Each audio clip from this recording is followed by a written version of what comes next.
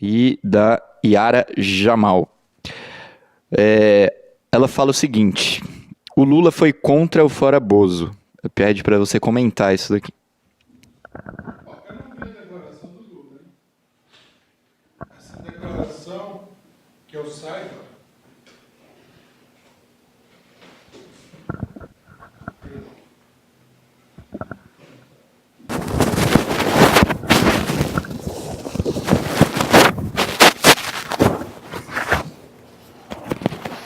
não vi a declaração do Lula diretamente. Isso daí foi uma coisa que saiu na Folha de São Paulo.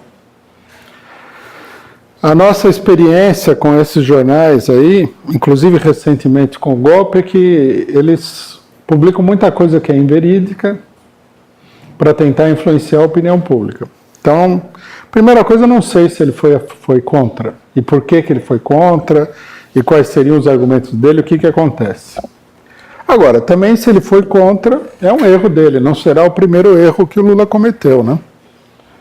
Nós temos que lembrar que o Lula foi o cidadão que não quis resistir à prisão lá em São Bernardo e tal. Normal, né? Não é como é que se diz? Não é o fim do mundo. A nossa política não é pautada pela política do Lula, nem pela política do PT, muito pelo contrário. Bom, aqui tem comentário do Ilquias de Paula. Rui, foi às manifestações dos dias 15 e do dia 30. No dia 15 tinha mais pessoas, porém no dia 30 não ficou tão aquém como muita gente imaginou, ele comenta. E o Nelson Henrique Sampa, ele diz o seguinte, que seria correto fazer com que esses atos pela educação se tornarem parecidos aos atos dos coletes amarelos, atos semanais contra o governo? Pode ser, é um desenvolvimento possível. Eu acho que quanto mais frequente forem os atos, melhor. Inclusive, se, por exemplo, as direções do movimento sentirem que tem dificuldade de convocar grandes atos toda semana, convoca atos parciais em vários lugares. Isso aí só ajuda a impulsionar o desenvolvimento da mobilização. Bom, queria também agradecer a Bia Simonassi pelo superchat. Ela pergunta: por que o Fora Bozo está engasgado? Vergonha de ser comparado com Aécio das Neves ou vira-latismo popular crônico? Saudações de Brasília. É uma boa pergunta, né? Bom, se o pessoal tem vergonha de ser confundido com Aécio Neves, é um problema muito sério, né? Que significa que não entenderam nada do que aconteceu em 2016. O que é possível? Essa declaração, inclusive, é do Boulos. Se tem uma pessoa que não entendeu nada do que aconteceu em 2016, foi o Boulos. Nós temos que lembrar que o Boulos foi o homem da campanha Não Vai Ter Copa, né? Ele foi o iniciador e o líder dessa campanha no momento em que já era absolutamente visível que havia toda uma operação para tirar a Dilma Rousseff, né? Depois ele foi o cidadão que levantou a ideia de que você não podia defender o governo da Dilma porque ela estava fazendo ajuste fiscal. Então, que ele fale agora que ser a favor do Fora Bolsonaro é ser como o Aécio Neves é mais uma incompreensão política profunda da parte dele. Quer dizer, ele não entendeu que aquilo foi um golpe de Estado levado adiante por militares e pelo judiciário e tudo mais, pelo imperialismo, e o que nós somos um movimento popular que parte debaixo das ruas contra um governo que foi colocado lá através do golpe. Eu acho que é se confundir de maneira muito exagerada sobre o que está acontecendo no país. Um Laguna Sunrise, ele só comenta o seguinte, só para reforçar, ele fala: pediram um adesivo até para mim antes do PCO chegar com o material em São Paulo. Agradecer também a Deise Montenegro pelo superchat, grata ao grande Rui e ao PCO. Agradecer ao Jesus, o Azavato. Muito bom dia, Rui, avante, camaradas, também pelo superchat. Emelina Riva também ajudou a gente no superchat. E o Ilquias de Paula se tornou membro do canal. Sejam bem-vindos. Seja bem-vindo, nos ajude aí, a gente faça como eles, contribua com a Causa Operária TV. Tem um recado aqui também internacional, contribuiu com o Superchat, o EM. Ele diz: prezado Rui, eu e minha família sempre acompanhamos suas análises, parabéns e força na luta. Muito e obrigado. Também Superchat do Olair Severo de Oliveira, muito obrigado. A Amanda Lima faz uma piada aqui no Superchat. Ela diz: ô Bozo, seu fascistinha, os estudantes da esquerda pequeno-burguesa querem a sua graninha. E mais um Superchat da Ju, que diz o seguinte: Rui, parabéns por sua lucidez. Os movimentos que pretendem combater o obscurantismo precisam se unir e compreender que não haverá democracia enquanto Lula estiver preso ilegalmente. Todas as bandeiras por Lula livre. Comentário dela. E mais um superchat também do Panther. Rui, nota como a esquerda se deixa ser manipulada pela direita? Primeiro ao calar o grito de golpe, depois abandonar a cor vermelha, agora frente ampla com os golpistas. Parece que a esquerda se coloca sempre como a mais fraca. É uma esquerda sem... Não é um problema de mais fraca. É uma esquerda sem personalidade política, porque ela está dominada pelas ambições eleitorais de um punhado de pessoas, toda ela. Então, a eleição, a gente tem que entender uma coisa. Na eleição, o que é uma eleição? Eleição é quando um bando de malandros vai lá e mente para o povo. Né? Quem mentir melhor, leva, digamos assim, teoricamente. Na verdade, tem muito mais do que isso, mas na cabeça de muita gente é isso. O cidadão é candidato, ele promete coisas inacreditáveis, né? Então, a esquerda, ela imita isso daí, e ela vai, assim, pelo voto, pela opinião dos outros, porque ela acha que isso aí é o caminho do sucesso. Eles inclusive, não perceberam, sempre foram assim, e não perceberam nesse momento aqui, que é um momento muito importante, de que o sistema em si está ruindo. Nós tivemos eleições na Europa, né? E as eleições na Europa, elas deram a vitória aos maiores mentirosos de todos, que é a extrema-direita. A extrema-direita promete umas coisas assim que é inacreditável. A demagogia deles vai muito além do político tradicional. E a esquerda não dá nem pro cheiro nessa mentiraiada, porque a esquerda finalmente acaba defendendo uma série de coisas que a burguesia defende, enquanto que a extrema-direita não tem vergonha na cara de falar qualquer coisa. Bom, tem uma pergunta vinda lá do CCBP do Rio de Janeiro. O pessoal está assistindo a análise lá na Rua Taylor, número 47, na Lapa. Então, você que é do Rio, vá lá, assista a análise política no telão, junto com os companheiros do PCO. Tem uma pergunta vinda de lá, da companheira Paola, que é o seguinte: se o Rui poderia explicar se existe alguma contradição em um partido revolucionário defender a liberdade de um líder de esquerda moderada e pedir novas eleições? Bom, com relação a defender a liberdade, não é simplesmente o problema de defender a liberdade de um líder da esquerda moderada, né? Eu acho que todo mundo deve saber, nós já mencionamos isso aí algumas vezes, que uma das maiores campanhas políticas que o mundo já viu, histórica, que marcou o mundo todo, né? Uma das mais famosas de todas, foi a campanha pela liberdade do capitão do exército francês, Dreyfus, né? O Dreyfus era um capitão do exército, já mostra que ele não era líder popular, né? Que ele era um elemento conservador, logicamente, que foi injustamente acusado. Aí a esquerda francesa, que não era igual à brasileira, né? Felizmente para eles, tomaram a campanha do Dreyfus, setores democráticos, setores republicanos e tudo mais, inclusive o Partido Socialista, né? O Partido Socialista francês defendeu o Dreyfus. Toda a esquerda europeia defendia o Dreyfus. Porque eles viam como Primeiro, a defesa da liberdade de uma determinada pessoa, a defesa, né, da liberdade e dos direitos de todas as pessoas, que acho que é uma coisa que a esquerda não entende. Segundo, que eles queriam impor uma derrota à direita, que é outra coisa que a esquerda também não entende. Que é uma luta, né? Não é uma luta para ver quem é mais bonzinho, mais certinho. É uma luta entre classes sociais. Então, se os socialistas franceses, todos os socialistas europeus, assumiram a defesa do Dreyfus, e veja só, o Dreyfus ele não teve um papel muito brilhante nisso. Massacrado, né, pelo Sérgio Moro da época, ele não aguentou e ele acabou fazendo um acordo e tal. Mas isso daí não diminuiu a campanha. Participou da campanha, muita gente sabe disso, né?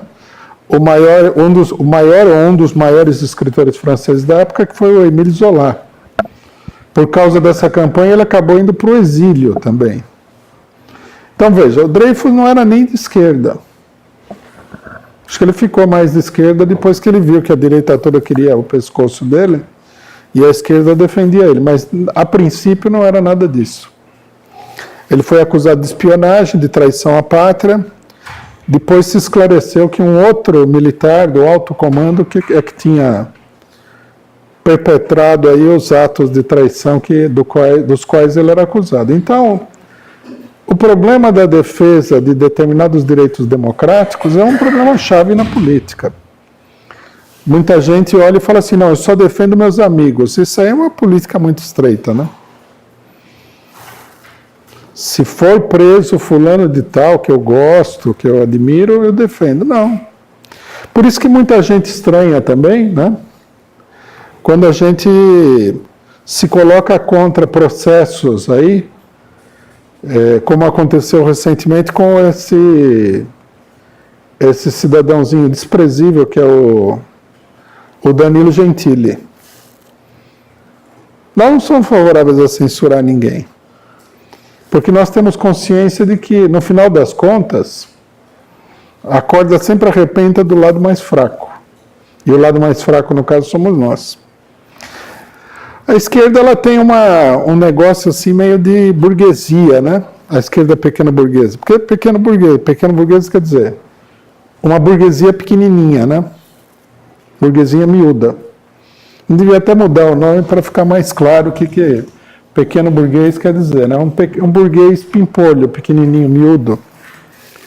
O burguês miudinho, ele tem um certo, como é que se diz? Uma certa ilusão de que ele faz parte da burguesia. Então ele fala, vamos prender, não pode, porque ele pensa que ele é burguesia, mas ele não é burguesia.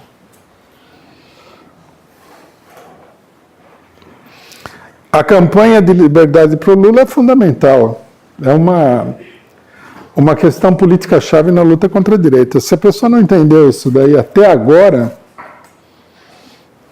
bom, sempre há esperança, né? Eu ia falar que não vai entender nunca, não, mas algum dia, quem sabe, o pessoal entende o óbvio. Não? Só um detalhe, né? Que é besta, mas é bom falar. Muita gente pensa assim, inclusive acusa o pessoal desse jeito, de que se nós defendemos o Lula, nós concordamos com tudo que ele fala. Não tem nada a ver. Nós já defendemos um monte de gente com as quais nós absolutamente não concordávamos em quase nada.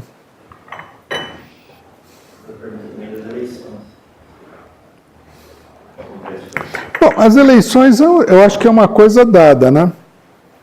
Nós tivemos aqui uma situação em que a vontade popular foi fraudada tirando o Lula da eleição. Então, nesse sentido, nós estamos defendendo aqui a vontade popular. Aí o cidadão pode falar, não, mas o Asdrubal de Oliveira seria melhor candidato. Pode ser. Né? Qualquer um pode se considerar melhor candidato do que o Lula, sem dúvida nenhuma. Mas o problema é que isso daí não faz parte da situação política. É uma luta de grande envergadura entre forças sociais, né? Suprimiram o Lula da eleição, então, nesse sentido, nada mais democrático do que retornar o homem à eleição. Também não entenderam quando a gente falou que na luta contra o golpe, o correto era defender que o governo fosse restituído a Dilma. Ela foi eleita. Aí os espertinhos de plantão falaram, não, vamos defender eleições diretas. Quer dizer, assinaram embaixo da destituição de um presidente eleito. Pela direita, né? Destituído pela direita.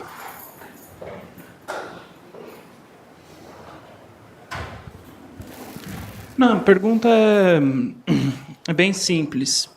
Eu vi aqui agora há pouco, a imprensa escondeu isso daí, mas eu queria que você comentasse a PEC das diretas que o PT entrou na Câmara dos Deputados, em que eles basicamente propõem abolir o cargo de vice. O vice não poderia nunca assumir a presidência por tempo indeterminado. Ele teria que ser um presidente interino para convocar eleições em 90 dias se tiver vacância da presidência da República por qualquer motivo que seja.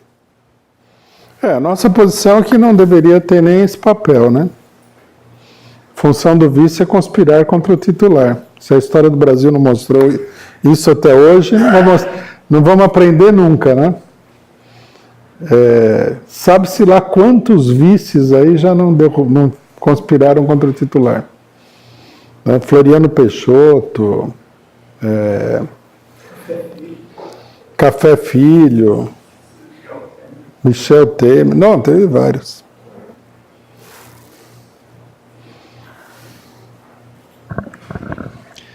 Bom, mais uma pergunta aqui do companheiro José Benedito da Silva, que também contribuiu com o Superchat. Rui, você sabia que Adélio Bispo esteve nos Estados Unidos 30 dias antes da feicada? Não sabia. Vale conferir essas coisas. Eu tenho uma pergunta também, queria que você comentasse. Por que a esquerda pequeno-burguesa ficou tão empolgada na época do Ele Não, né, que supostamente seria uma espécie de fora Bolsonaro, né, eleitoral. E agora, de jeito nenhum, faz todo esse esforço para não ter o fora Bolsonaro. Porque o Ele Não foi apoiado pelo PSDB, né?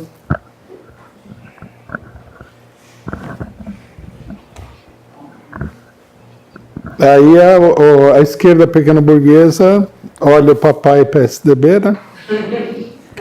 O PSDB é uma espécie de velha esquerda pequeno-burguesa, né? Que virou direitista. Aí a vice do Alckmin estava na campanha dele, não. Aí tudo bem, né? Agora, fora Bolsonaro, tem que perguntar para o Alckmin se ele aprova, Fernando Henrique Cardoso, a velha do Rei lá que participou do Ele Não.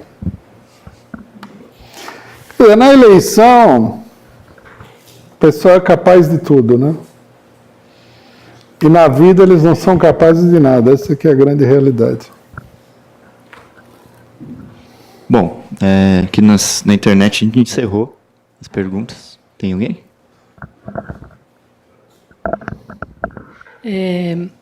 Eu vi que teve a convenção, acho que do PSDB. E eu achei estranho, porque eles estavam de camiseta e eles também estavam discutindo que seria decidida uma coisa e todos teriam que acatar, né?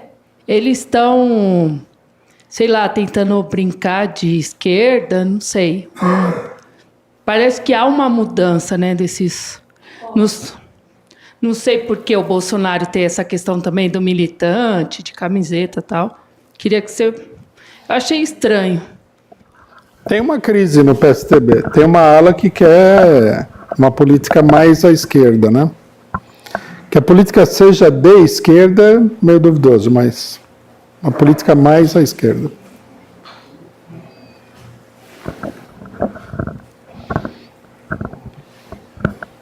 Os militantes do PSDB estão todos com o Bolsonaro, né?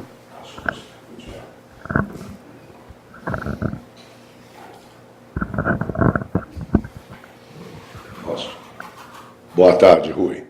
Boa tarde. Rui, obrigado. Rui, o fato de líderes políticos da direita não comparecerem nos atos a favor do governo não te demonstra um tremendo descolamento que eles querem da imagem do Bolsonaro, já pensando em futuras eleições? Segundo, a ascensão de Cristina Kirchner, apesar de toda a acomodação com a direita, não favorece no Brasil o fora Bolsonaro? Terceiro, em relação ao ato no Largo da Batata, será que os organizadores, e principalmente a UNE, não temeram que o ato seria menor do que realmente ele se tornou pela necessidade social? E, por último, eu gostaria que você falasse, se possível, um pouco da Frente Sem Medo, que na época rachou a Frente Brasil Popular. É isso, Rui. Obrigado. Vamos ver lá. São 4 questões, né? Cristina Kirchner. Começa pelo... Frente Povo Sem Medo, Largo da Batata. E o ato pró-Bolsonaro. Um pouquinho de Cristina Kirchner, que, apesar de tudo, deve vir a levar as eleições na Argentina. Até agora, lá das 10 províncias, o macrismo perdeu nas 10. Então vai ser muito difícil, vai ser muito difícil qualquer reversão, a não ser que por métodos além da nossa compreensão. Depois foi o Largo da Batata, o porquê da escolha do Largo da Batata e não a Praça da República, por exemplo, ou a Paulista. E, por fim, tá certo, foi o Boulos a razão desde a criação da Frente Povo Sem Medo. A divisão que ela já nasceu criando uma divisão, é isso. Obrigado. Bom, o primeiro problema, eu acho que a gente precisa ter uma concepção clara do que está acontecendo entre o conjunto da burguesia e o bolsonarismo. Eu vejo muitas opiniões. Uns acham que a burguesia quer derrubar o Bolsonaro, outros acham que isso, que aquilo, que aquele outro. O que acontece com o bolsonarismo é o seguinte: o Bolsonaro é um candidato improvisado, que foi apoiado pela burguesia num momento de grande crise. O plano da burguesia era mais simples do que todas essas reviravoltas que nós estamos vendo na situação. Era assim: primeiro, ganhar a eleição da Dilma Rousseff. Aí eles fizeram um esforço, porque se ganhasse a eleição, era bem mais econômico. E depois continuava com todo o rolo compressor contra o PT, como de uma posição de vantagem, controlando o aparelho do Estado, etc. e tal. Não conseguiram. No dia que a Dilma ganhou a eleição, o próprio Merval Pereira falou: ela não vai durar no cargo porque vai ter o escândalo da Petrobras, que era o plano B dos golpistas, era o escândalo da Petrobras. Não conseguiram montar uma peça jurídica contra ela na Petrobras, tiveram que improvisar ainda mais e tirar ela pela pedalada fiscal, o que retardou a derrubada da Dilma Rousseff, veja que ela foi de 2014 a 2016. Eles pretendiam tirar a Dilma um ano antes. Bom, tirou a Dilma, colocaram o Temer. Aí precisamos fechar a crise do golpe elegendo um presidente que seja capaz de unificar a burguesia com o imperialismo, montar todo um bloco político e ter autoridade política diante do povo. E o Temer seria o presidente de transição, prepararia essas eleições e tudo mais. Aí acontece que eles não previam, o Temer fracassou de uma maneira muito profunda. Então, quando eles entram nas eleições, eles entram no marco de crise política total. Aí tiraram o Lula, que já estava previsto, não ia dar para eleger ninguém com o Lula, ou até poderia eleger, mas a crise seria muito grande. tiraram o Lula, teve reação, eles não esperavam essa reação. O Lula se lançou candidato, eles tiveram que fazer mais maracutaia para tirar o Lula, quer dizer, o processo ele só vai se degradando. Quando chega na época da eleição, com a crise do governo Temer, com a resistência toda, o ataque ao PSDB, aquele negócio todo, os partidos do Centrão, eles estão incapacitados de ganhar a eleição. Eles vão fazer uma tentativa quase até o fim, esse negócio do ele não, é o marco onde toda a burguesia fala não tem jeito, é o Bolsonaro. Pouquinho antes da eleição. Isso é muito claro, né? Por quê? Porque a vice do Temer, que inclusive é uma direitista, participou do ele não. A vice do Alckmin, perdão, que é uma mulher super direitista, ela participou do ele não. Se fosse para eleger o Bolsonaro, ninguém ia participar do ele não. Né? É que eles tinham a ideia de que daria para reverter. Isso indica também que a votação do Bolsonaro, que já foi pequena, provavelmente teria sido menor ainda.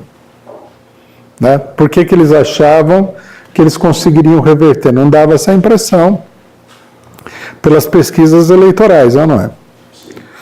Então, na última hora, a burguesia toda falou, PT de jeito nenhum, nem que eles coloquem o Alckmin na sigla do PT, não vão eleger nunca o PT. Precisa quebrar o esquema de poder do PT e tal. E apoiar o Bolsonaro. Um candidato improvisado. Candidato de última hora. Bom, e eles apoiaram o Bolsonaro porque não tinha jeito. Porque eles provavelmente apoiariam qualquer pessoa que não fosse o Bolsonaro.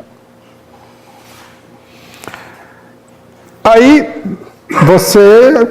a burguesia é uma classe social muito realista. No governo está o Bolsonaro. Bolsonaro é um demente. Sem falar que a própria burguesia reconhece que ele é uma pessoa totalmente incapaz de tudo. Ele não sabe o que está fazendo, essa coisa toda. Na verdade, ele é um típico candidato de extrema-direita, ele está um pouco fora de sincronia com a situação. Aí o que acontece? A burguesia lançou o seguinte plano: vamos botar o Bolsonaro na linha. O que nós estamos vendo aí não é fácil. E o Bolsonaro ele não entra na linha e o negócio só fracassa. Né? Então, o fato de que o pessoal não foi participar nas manifestações está de acordo com essa política. Eles não querem fortalecer o Bolsonaro, eles querem enfraquecer o Bolsonaro institucionalmente para que eles possam controlar o Bolsonaro. Aí também eles tiveram que fazer um jogo mais sutil. Nem fortalecer o Bolsonaro, nem jogar ele tão para baixo que provocasse uma maré explosiva de luta contra o Bolsonaro, quando o povo já está na rua pedindo fora o Bolsonaro. Seria meio suicida isso. Então eles impediram eles não apoiaram a manifestação para não crescer de jeito nenhum, e eles também procuraram mostrar que essas manifestações que foram ridiculamente pequenas, na verdade, dá um certo apoio para o Bolsonaro, mas o apoio, a burguesia é bem clara. Se a gente lê todos os jornais, é bom ler a opinião dos outros para saber o que está acontecendo, qual é a política deles. Eles falam assim: não deu cacife para o Bolsonaro enfrentar o Congresso, etc, etc.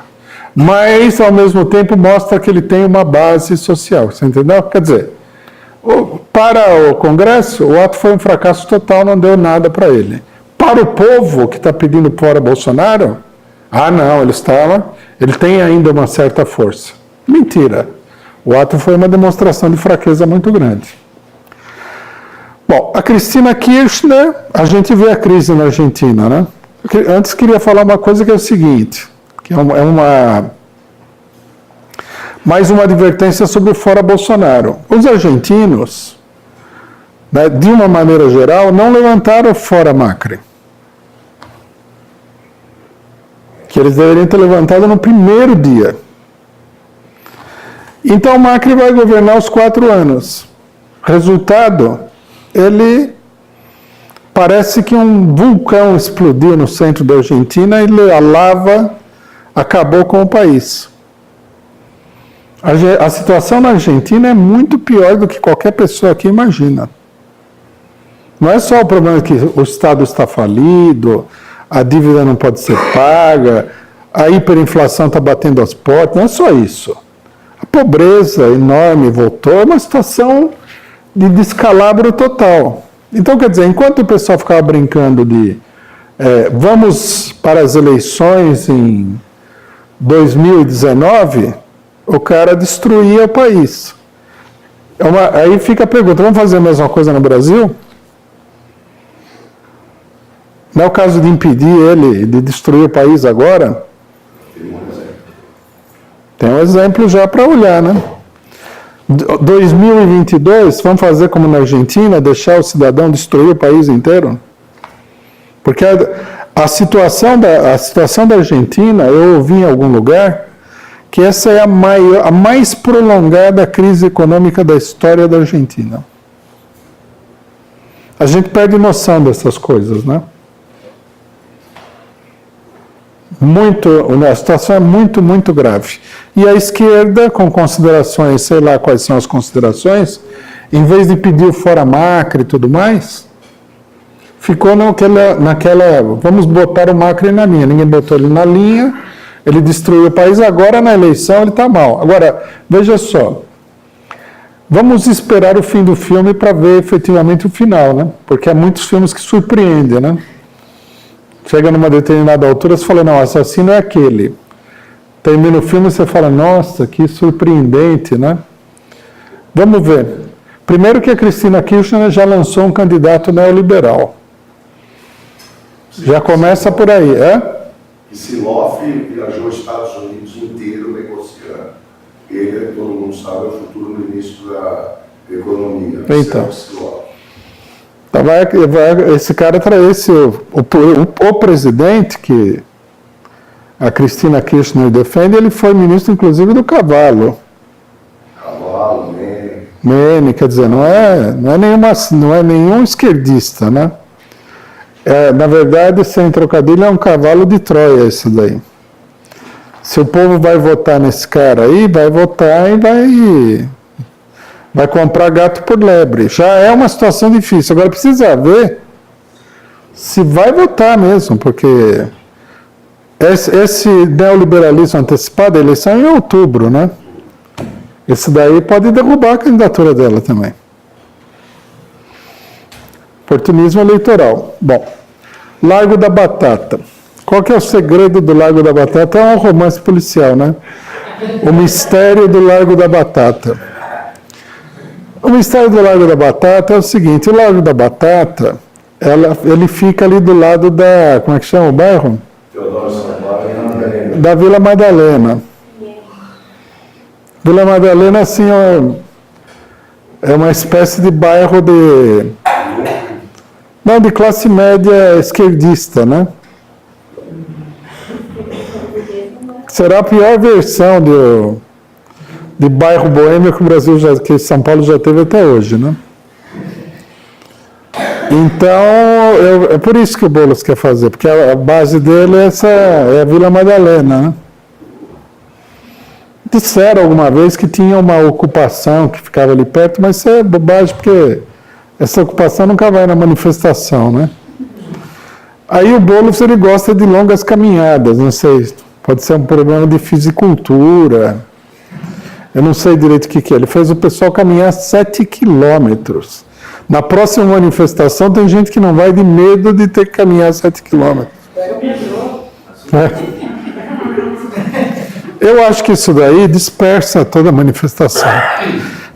Manifestação tem que ser ou num lugar central ou num lugar de grande significado. Por exemplo, durante uma época, em 1980, 81, 82, por aí, fizeram o 1º de maio em São Bernardo do Campo. Mas São Bernardo do Campo era, né? Também não funcionava direito. O 1º de maio que era feito em São Paulo era maior sempre do que o de São Bernardo do Campo. Eu nunca vi funcionar essa tática. Outro dia eu vi uma pessoa escreveu aí num blog que a gente ia fazer manifestação na periferia, mas o cidadão tem que entender o seguinte: vamos supor que você faça a manifestação em Osasco, na Zona Oeste. E o cidadão que está lá no São Bernardo do Campo, ou que está lá no fundão na cidade de Tiradentes? A periferia não é um lugarzinho isolado. Se tivesse uma periferia só, tudo bem, mas a periferia, como se fala, né, ela é uma linha periférica em torno da cidade.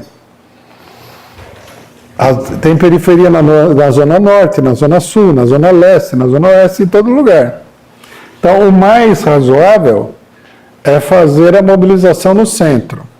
O que o pessoal não entende sobre a mobilização é o seguinte: isso que precisaria ser entendido. As organizações sindicais, estudantis, etc. e tal, que têm uma arrecadação financeira, obrigatoriamente deveriam colocar um transporte auxiliar para trazer o pessoal nas manifestações. Quando foram feitos atos em defesa do Lula em Porto Alegre e Curitiba, foram colocados ônibus. É o jeito. No Brasil, se você quer fazer um ato em Brasília, que é central, né? Se você quer um grande ato nacional, o lugar é Brasília. Apesar de São Paulo ser uma cidade muito mais importante do que Brasília, pela população e tudo mais. Você quer fazer um ato em frente ao Congresso, etc. e tal, tem que ser em Brasília. Bom, para chegar em Brasília, tem que ter transporte, não tem jeito. Tem que se organizar e ter o transporte. Não adianta inventar história. E também, se for para escolher fazer o ato na Vila Madalena, eu escolheria fazer o ato em Cidade Ademar, Cidade Tiradentes. Por quê? Por que a Vila Madalena, você entendeu? É muito estranho. E daí tinha uma quarta questão que era... Frente Povo Sem Medo. A Frente Povo Sem Medo é uma política individual, né, do Boulos, que ele acreditou o seguinte, que com o ataque que estava sendo feito ao PT, ele deveria se diferenciar para capitalizar o sentimento de oposição, porque eles acreditou-se, né, que a mobilização de 2013 havia criado uma base de desenvolvimento para uma esquerda fora do PT, leia-se PSOL. Toda a política do Boulos é isso daí, ele queria aparecer assim como uma espécie de novo líder. Que isso daí é uma fantasia, que o pessoal não leva em consideração a realidade, ficou claro na eleição. Né? A única pessoa que atraiu, assim, que polarizou a população foi o Lula. Porque as coisas não acontecem do dia para a noite, não é assim. Né? O Lula, você pode criticar o governo dele de muitas maneiras, mas o governo do Lula não foi que nem o governo do Partido Socialista Francês, não foi que nem o governo do Partido Socialista Grego. Precisa ter essa avaliação. Ele não conduziu o país para uma situação de desastre. Por exemplo, o Partido Socialista Grego, o PASOK, ele teve 10 anos de política neoliberal matando o povo de fome. O governo foi um governo de desastre nacional. Né? Eu me lembro que na época que surgiu o Syriza, o pessoal falava assim, no Brasil não precisamos construir o Syriza e tal. Mas o governo do Lula não foi o governo do PASOK. Você não pode se confundir. Né? Inclusive o Lula ele teve um bom momento, que foi o momento em que o mercado mundial estava muito favorável para a venda de matérias-primas, e o Brasil vendia muito ferro e outras matérias-primas no mercado mundial. E teve um crescimento econômico aqui. Então, quem acha que o Lula está esgotado como liderança, está fazendo um cálculo muito abstrato. Depois tem os programas sociais do PT, que o Brasil é um país muito carente. O Lula teve que fazer programa Bolsa Família. Os governos anteriores foram governos tão vampirescos, o Fernando Henrique Cardoso, que não tinha uma política social para a fome. Nesse sentido, eles abriram todas as portas para o PT crescer junto à população, muito mais do que já tinha crescido, né? E o PT fez vários programas sociais. Alguns são questionáveis do ponto de vista da maneira como foram organizados, mas, de qualquer maneira, o que importa desse ponto de vista, para saber se a pessoa está esgotada ou não, é como a população viu esses programas, né? Então, por exemplo, o ProUni, programa de bolsas de estudo, quem teve a bolsa de estudo viu isso aí muito positivamente. Abriu uma possibilidade muito grande de estudar. Você pode falar que o ProUni alimentava a escola particular, o ensino pago. Mas para quem foi estudar, isso aí não faz diferença. Quer dizer, a crítica é correta, mas não muda a maneira como a população vê. Pois ele fez muita obra no Nordeste. No geral, ele é um governo muito bem visto pela população, porque ele procurou, né, ele teve essa situação econômica positiva, ele não aplicou nenhuma política de matar a população de fome, como fez o PASOK, como fez o Partido Socialista francês, ou mesmo o Partido Socialista espanhol. Ele não teve isso aí, a comparação não é legítima. Bom, e depois também, o Syriza entrou no governo, depois do PASOK, e fez pior, né? Também tem esse detalhe. Então, quer dizer, se é para construir uma esquerda alternativa, tem que romper com a burguesia, né?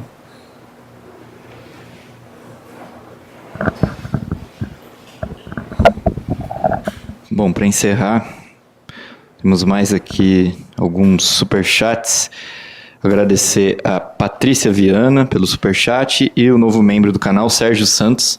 Seja bem-vindo.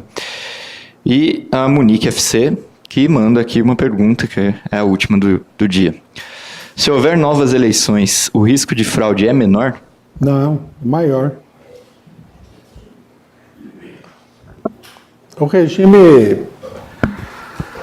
regime pseudo-constitucional brasileiro está demolido. Aqui nós estamos na lei da selva. Eles, inclusive, já mostraram. Eles fazem o que querem, né? O STF substitui o Congresso Nacional. Isso aqui não tem mais. Não tem mais nada. Por exemplo, a direita contestou o STF, né? Porque eles legislaram na questão da homofobia. É fato. Eles criaram uma lei. Ele não pode fazer isso aí. Quer dizer, isso aí, para quem é a favor da lei da homofobia, parece uma maravilha, mas do ponto de vista das instituições, isso daí dá carta branca aos juízes para fazerem o que quiserem, né? Eles aprovaram essa lei para tirar um pouco do fedor que já tinha sido montado em torno do STF com tudo que eles fizeram, né? Para parecer bonzinho. Uma no cravo e outra na ferradura. Na verdade, muitas no cravo e uma ou duas na ferradura, né?